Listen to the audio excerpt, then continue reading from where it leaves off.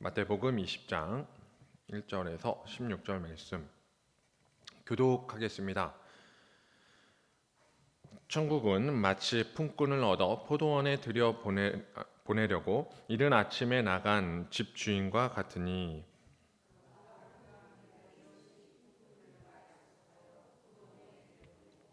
또 제3시에 나가보니 장터에 놀고 서 있는 사람들이 또 있는지라.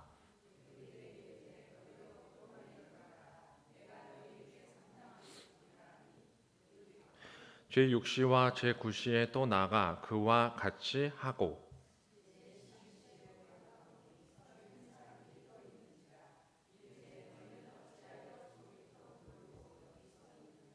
이르되 우리를 품꾼으로 쓰는 이가 없음이니이다. 이르되 너희도 포도원에 들어가라 하니라.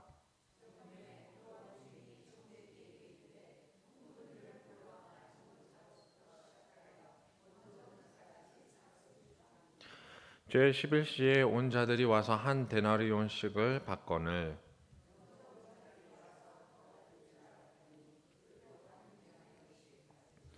받은 후 집 주인을 원망하여 이르되,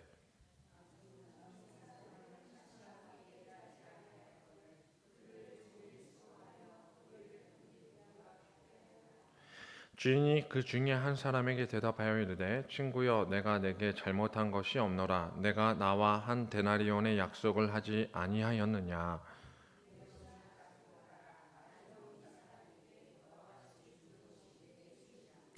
내 것을 가지고 내 뜻대로 할 것이 아니냐. 내가 선함으로 내가 악하게 보느냐. 나중된 자로서 먼저 되고 먼저 된 자로서 나중되리라. 아멘. 네, 오늘 예배 드리러 오신 이 모습에서 우리는 교인이다라고 말할 수 있을 것입니다. 저도 알고 여러분도 아는 사실이죠. 옆에 앉으신 분 중에 혹시 교인이 아니고 나는 간첩입니다 하는 의심하는 분이 계시다면 있어요? 혹시 주변에? 오늘 없을 거예요. 한번 물어볼게요. 우리가 속한 곳은 어디입니까? 너무나 쉽고 뻔한 질문이라고 생각은 되지만 우리의 소속이라는 건 굉장히 중요합니다. 인생에서 가장 중요한 역할을 하죠. 내가 어디에 소속되었는가가 나의 정체성도 찾고 내가 무엇을 해야 하는가의 방향도 잡아주기 때문입니다. 한국인의 소속은 흔히 대한민국이라고 말할 수밖에 없습니다. 한국인, 대한민국이죠. 월드컵, 올림픽 이런 거 할 때 어디를 응원하죠? 옆에 나라를 응원하지는 않잖아요. 보통 이렇게 붙게 되면 우리나라를 항상 응원하게 돼 있습니다. 한국의 정치, 경제 모든 소식도 마찬가지입니다. 다른 나라의 정치나 경제에 큰 관심은 없어요. 물론 영향이 있기 때문에 관심 있게 볼 수는 있지만 정말 기도 제목은 어디죠? 우리나라의 정치나 우리나라의 경제 상황을 볼 때마다 나라를 위해서도 기도하게 돼요. 그건 한국인이기 때문에 가능한 것입니다. 마찬가지로 천국 백성이라면 하나님 나라 소속이기 때문에 하나님이 우리에게 정하신 이 교회가 얼마나 중요한지를 생각할 수 있어야 합니다. 여러분은 동산교회에 소속되어 있으십니까? 내가 소속이 하나님 나라이기 때문에 이 교회를 사랑하게 되었습니까? 이것이 참 중요한 오늘의 전제일 것 같습니다. 본문은 천국, 곧 포도원에 대한 말씀입니다. 이 포도원은 천국을 비유한 말씀이에요. 품꾼이 된 이 사람들 간에 주인을 향한 작은 소란이 있습니다.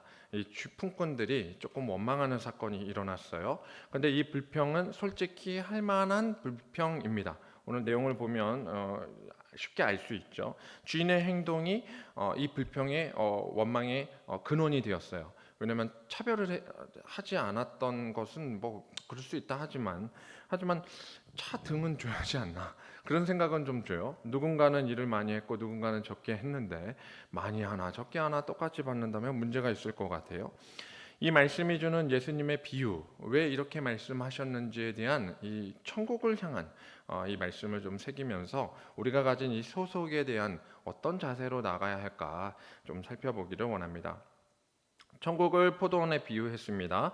주인은 그러면 하나님이 되시죠. 그럼 품꾼은 누굴까요? 오늘 여기 나오는 품꾼은 우리입니다. 우리의 모습이에요.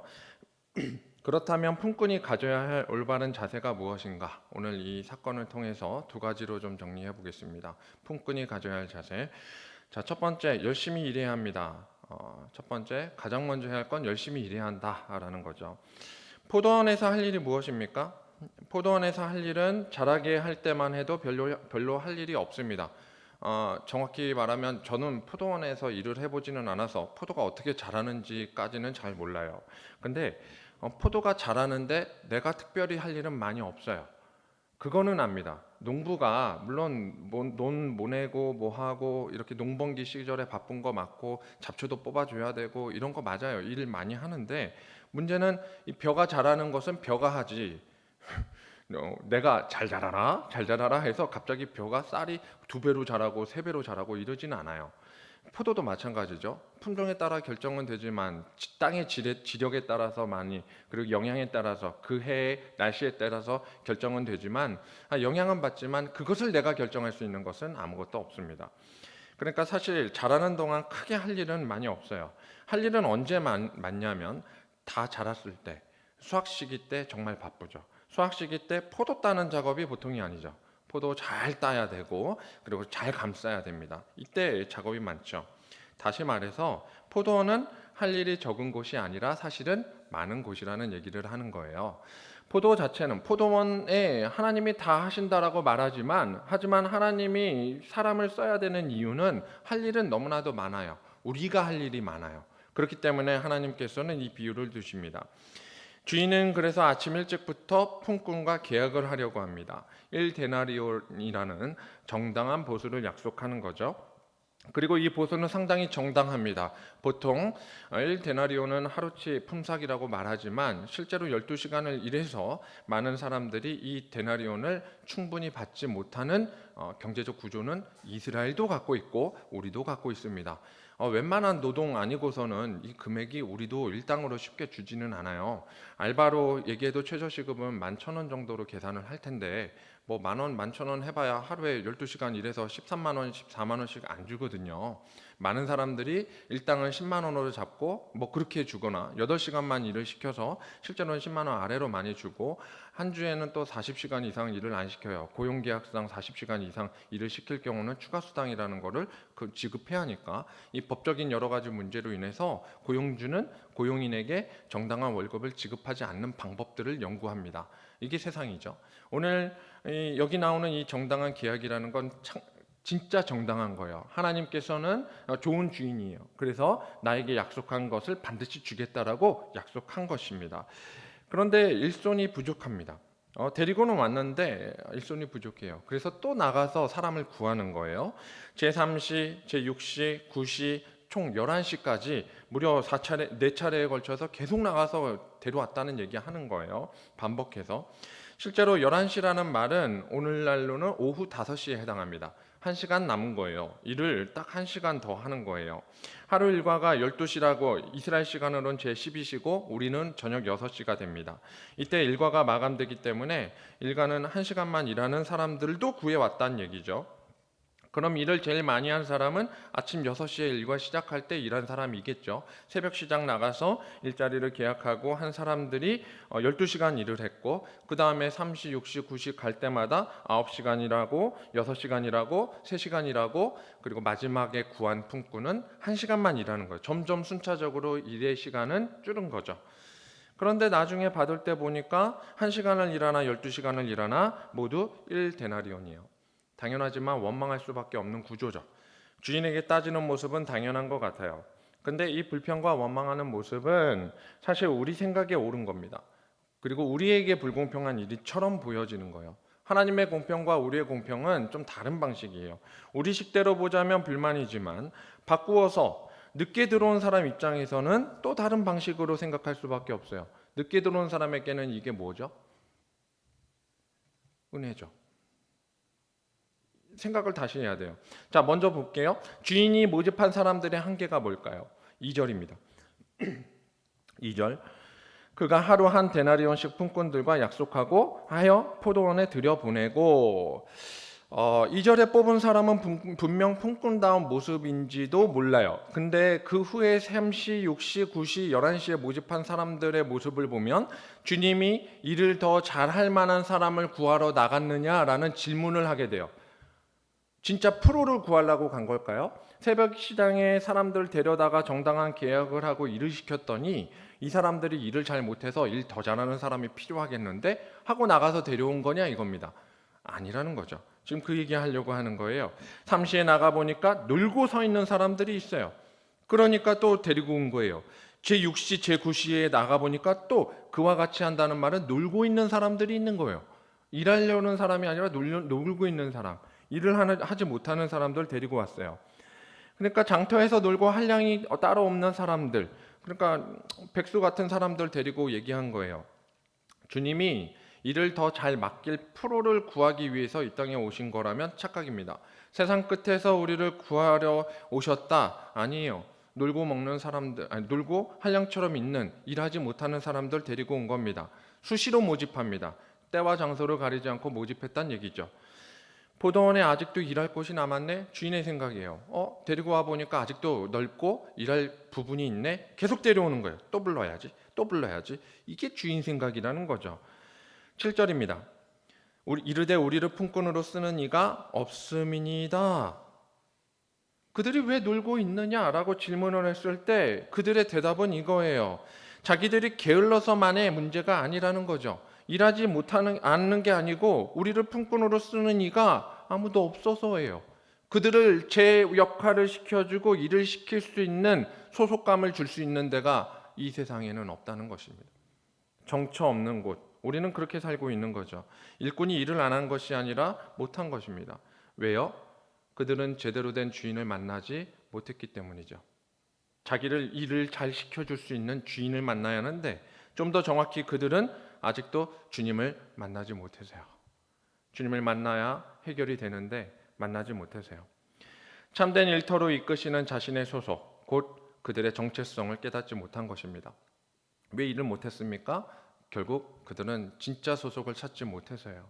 내 소속, 나의 정체성을 찾으면 주님이 나를 어떻게 세우시는구나, 주인이 나에게 이렇게 일을 하라고 하시는구나 찾아갈 수 있습니다.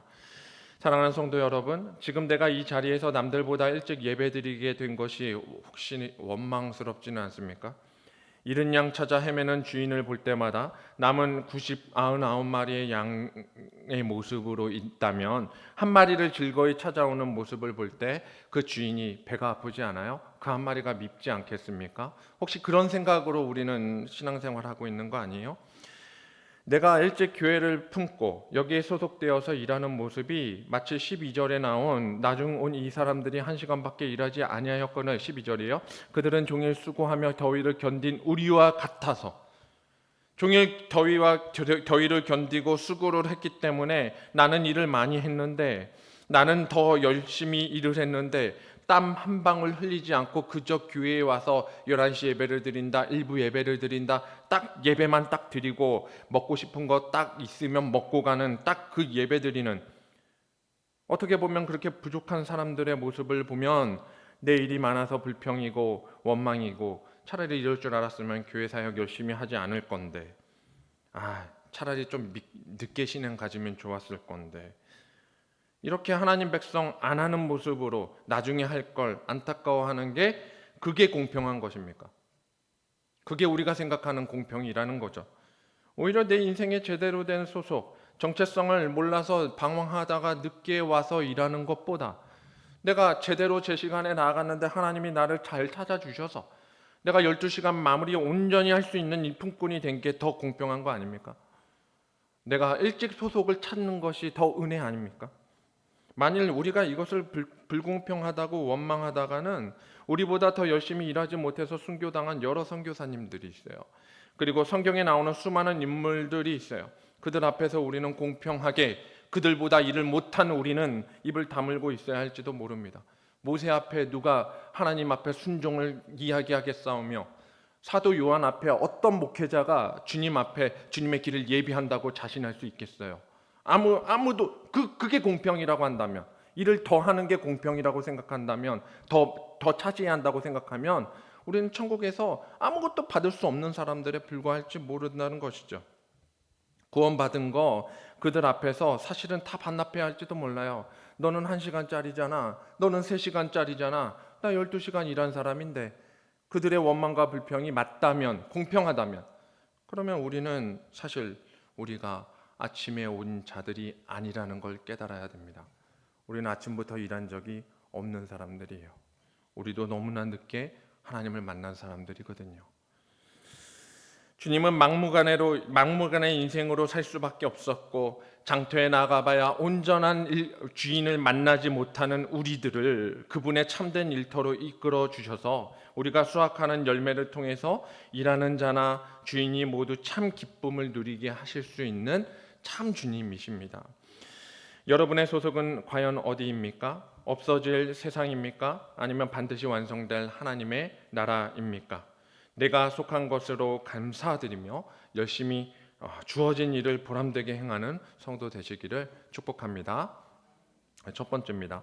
두 번째, 하나님의 뜻에 맡기는 삶을 살아야 됩니다.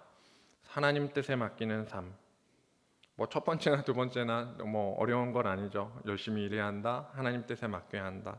분명한 것은 여기 나오는 품꾼 가운데 마지막에 온 품꾼이라 할지라도 주인의 명령에 순종하여 열심히 남은 일들을 했다는 것이에요. 그러니까 이 1시간짜리도 열심히 일했고 늦게 온 자나 일찍 온 자나 열심히 일했다는 게 중요해요. 사실 교회에서 오래도록 신앙생활 한 것이 자랑거리가 되면은 문제가 심각해집니다.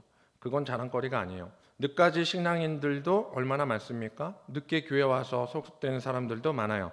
모태신앙 가운데는 믿음의 반열답게 잘 행하는 사람들도 있지만 오히려 나중에 뒤집어져서 믿는 이들 가운데 그전에는 자신의 삶을 되돌아보니까 너무나도 못났어요. 소속도 없었어요. 근데 그 삶을 돌이켜보니까 지금 주님이 주신 은혜가 너무나 커서 잘 뒤집어진 거예요. 하나님 정말 잘 섬겨야겠다. 그래서 정말 평생을 열심히 주님을 따르면서 순종하면서 열정을 쏟아붓는 일이 사실은 더 많죠. 하나님의 공평은 나와 동행하시고자 하는 하나님의 뜻에 있다는 사실을 기억해야 합니다.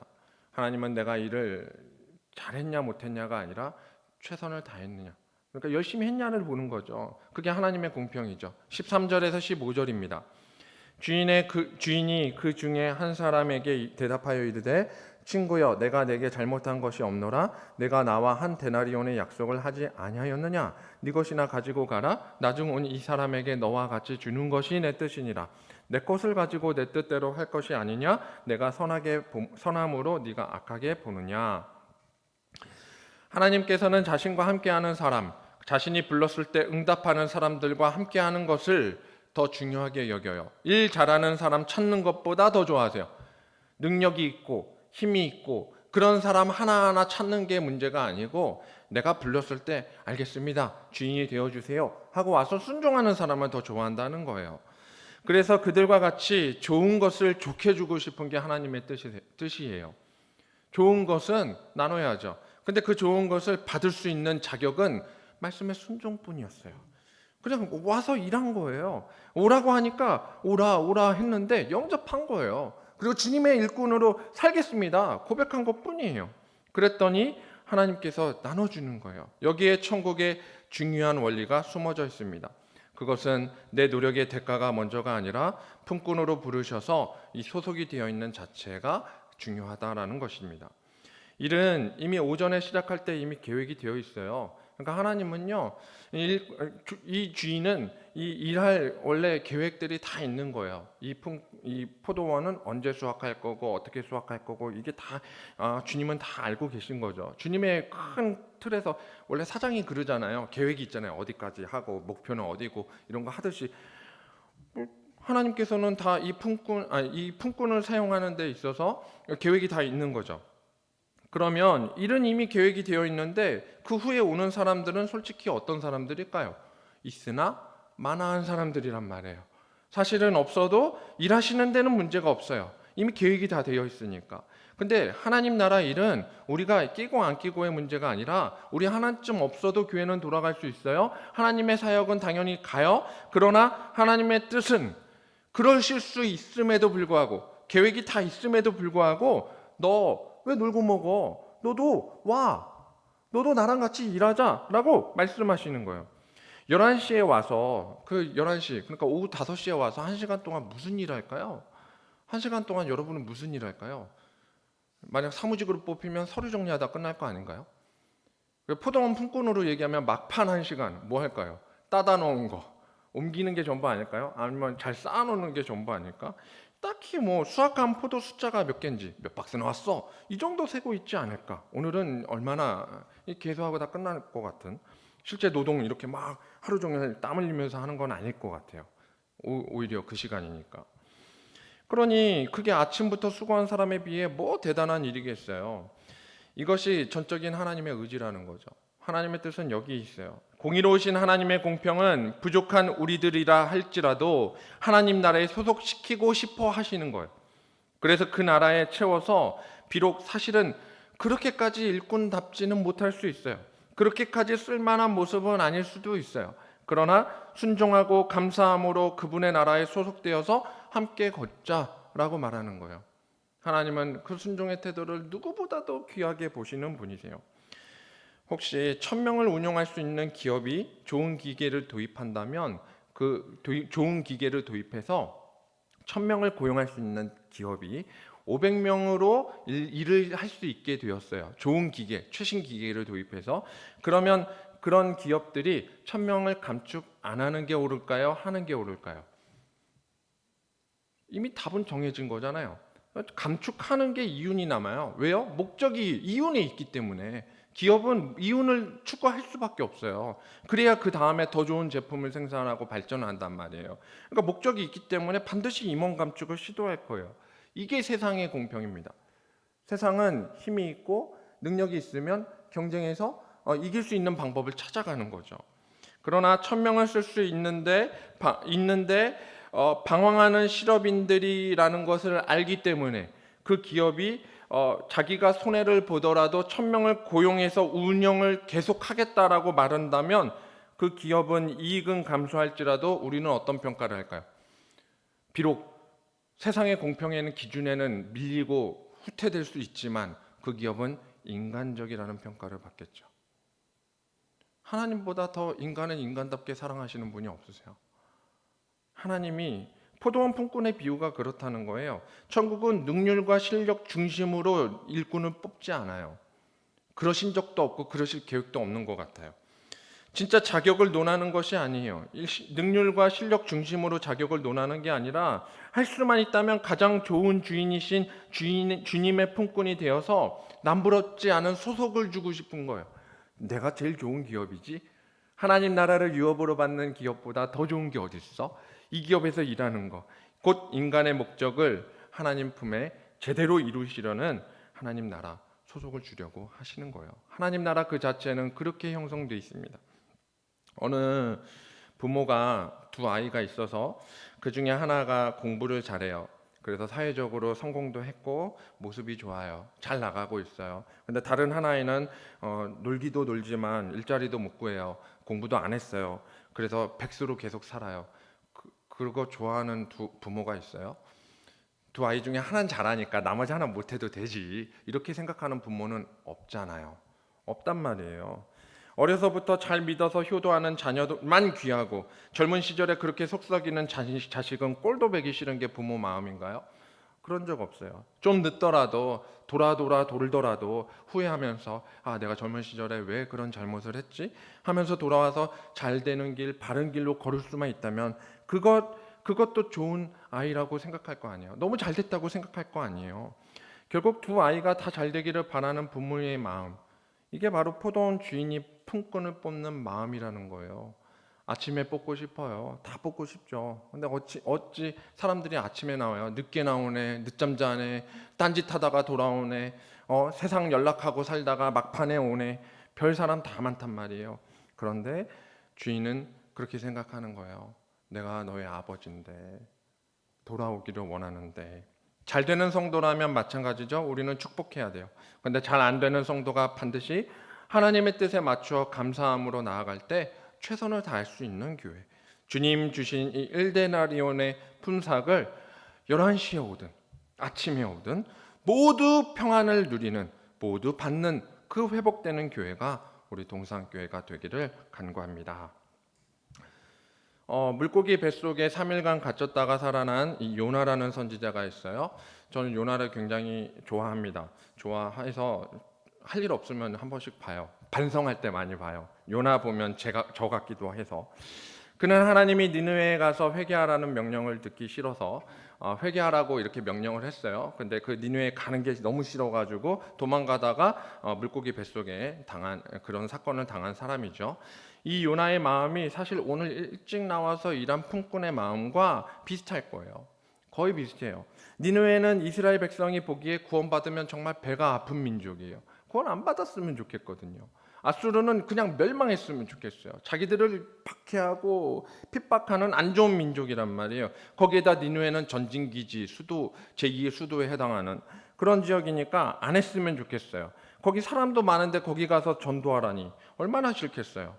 그래서 결국 물고기 뱃속까지 들어갔다 나온 마당에 어떻게 해요? 끌려간 거죠. 그래서 하나님이 시키니까 할 수 없이 전도는 하는데 전도가 아니라 저주예요. 여러분 보시면 알죠? 요나 많이 읽어보셨으니까 여러분 길 가다가 예수천국 불신지옥 막 차에서 막 마이크 나오고 가끔 지하철 타면 한 번씩 지나가다가 잡혀갈 걸 알면서도 하여튼 예수천국 불신지옥 하면 그거 보고 믿을 사람이 몇이나 되겠어요? 못 믿잖아요. 니느웨를 가서 요나가 이렇게 전도했단 말이야. 안 믿으면 다 멸망하지. 안 믿으면 다 멸망하지. 40일 뒤에 멸망할 거야. 딱 말하고 가는 거예요. 3일 길을 걸어야 한 바퀴를 도는 지역을 반나절 돌았어요. 얼마나 하기 싫었으면. 전도를 딱 반나절 하고 한 시간으로 따지면 제 생각에는 밥 먹고 그 다음 밥 먹기 전까지 딱 한 것 같아요. 아유 지쳤다. 이 정도면 되겠지. 하고 바로 나와버린 것 같아요. 근데요, 니느웨 반응이 기가 막혀요. 예수천국 불신지옥이란 정말로 믿지 못할 단 8글자 그거 가지고 그냥 너희 멸망할 거야. 하나님이 회개하지 않으면 멸망시킨대 한 게 전부인데 사람 위로부터 아래까지 짐승까지 몽땅 회개합니다. 그래서 심판을 면하게 됐어요. 이게 너무나도 억울하지 않아요? 어떻게 안 받았으면 좋을 싫은 민족이 회개했단 말이에요. 심판을 면하게 됐어요. 요나가 생각할 땐 이게 너무나 억울하고 원통한 거예요. 하나님 40일 뒤에 예언대로 하셔야죠. 왜 그래요? 하나님 그러신 분 아니잖아요. 하고 화를 내요. 거꾸로 하나님께 따져요. 예언해놓고 멸망 안 시킨다고 하나님 말씀이 틀리면 공평하지 않은 거라고 이게 하나님의 불공평을 얘기하는 거 아니냐고 하나님 믿겠어요? 이러다가 하면서 오히려 건방지게 따지는 거예요. 오늘 요나서 4장 9절에서 11절인데요. 말씀 잠깐 틀어주세요. 하나님이 요나에게 이르시되 내가 이 박넝쿨로 말미암아 성내는 것이 옳으냐 하시니 그가 대답하되 내가 성내어 죽기까지 할지라도 옳으니이다 하니라. 박넝쿨 가지고 이야기를 했더니 박넝쿨로 하나님이 깨닫게 하시는 거예요. 10절 여호와께서 이르시되 네가 수고도 아니하였고 재배도 아니하였고 하룻밤에 났다가 하룻밤에 말라버린 이 박넝쿨을 아꼈는데 11절 하물며 이 큰 성읍 니느웨에는 좌우로 분변하지 못하는 자가 12만 명이요 가축도 많이 있나니 내가 어찌 아끼지 아니하겠느냐. 우리를 향한 주님의 마음이 보이십니까? 우리를 향한 주님의 마음은 우리는 우리의 것을 소중히 여기기 바쁘지만 하지만 하나님께서는 우리 모두를 향하여 이 일꾼의 마음, 이 품꾼 할 수만 있다면 분별하지 못하는 이들이 아끼려 하는 하나님의 헤세드입니다. 사랑하는 성도님들, 니느웨 갔던 우리를 데려다가 품꾼 삼으시는 분이 우리 주님이십니다. 먼저 된 자가 나중되고 나중된 자가 먼저 된다는 말씀은 일의 여부와 상관없이 출신, 성분, 배경 그 어떤 것도 상관없이 주님의 은혜는 동일하다라는 주님의 위로인 것입니다. 주님이 일하십니다. 주님이 다 우리를 품으십니다. 좋은 포도원부터 씨앗까지 날씨와 환경도 다 주님이 하셨고 그래서 그 좋은 품종의 포도를 열매 맺도록 주님이 다 하세요. 그리고 우리에게 소문 내미시는 거예요. 야, 너 1시간짜리인데 그래도 좋아. 물 좀 뿌려줄래? 너 1시간짜리인데 괜찮아. 포도 좀 감싸 안아줄래? 그거 딸 때 조심해야 되거든. 열매 맺는 일에 누구와 함께 하자고. 우리 보고 함께 하자는 거예요. 주님이 다 계획하셨고 다 준비 이루시고 다 자라게 하시고 이제 거둘 때 돼요. 이 수확하는 철에 우리 보고 열매 같이 맺자고 하는 거예요. 이 일에 함께 하실 때 주님 손잡고 동행하시겠습니까?